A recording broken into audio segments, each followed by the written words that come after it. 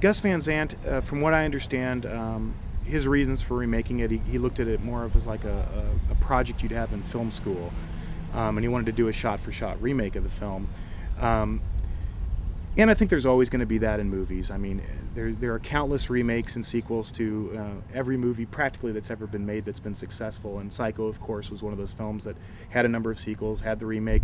But the classic is what endures. It is timeless. And no matter how many sequels or remakes you make, I don't think anything you can do can diminish the classic film. And even when you see these polls that come out of the 100 greatest horror movies or even the 100 greatest movies, Psycho is always very high on that list. When Psycho was announced, who couldn't get excited over the fact that Gus Van Sant, who at the time was on fire, taking all these actors and doing what any theater presentation does when they want to put on Jonathan Livingston Seagull or the Taming of the Shrew. He was taking, and he was doing an adaptation of Psycho, and with full respect to it.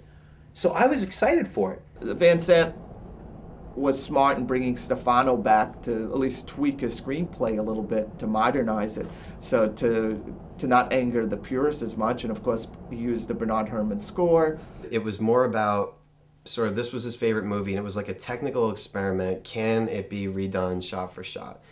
And in that regard, I get it, and it was a cool idea. I don't know why they released it. It seems like sort of something you do for fun. It's an interesting idea, but it's more interesting in concept than it is in execution, because you watch it and it is literally blow by blow, except for a couple of places where it jumps off the rails. Because you have Norman peeping on Marion and masturbating furiously all of a sudden, and you're going, no, because when he gets sexually excited, he turns into mom, and this is all, the timing is all wrong. I don't think anyone else could have ever played that part and sold it like Tony did. I mean, I don't want to take anything away from the picture that was made later on with new actors, but it was the same story, the same dialogue, the same set, the same everything.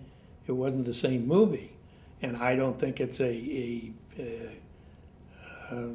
bad for the director or whoever or the act, but it's a shame that they try to copy something like Psycho, because the character cannot be. There's only one Tony Perkins that could play Norman Bates. He had the DVD of the original Psycho playing.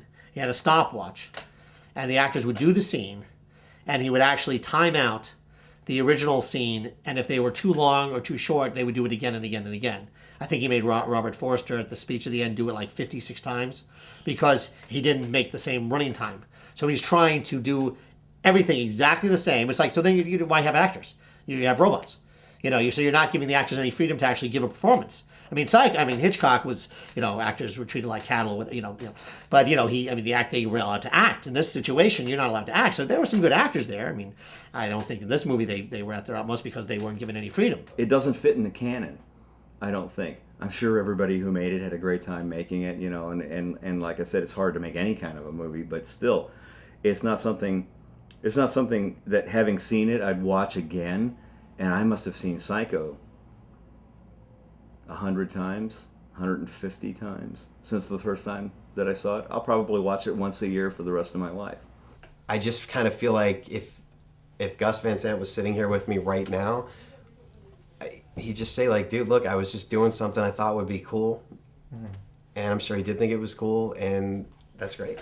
It was one of Hitchcock's, I think, finest movies for suspense. And it should never have been copied.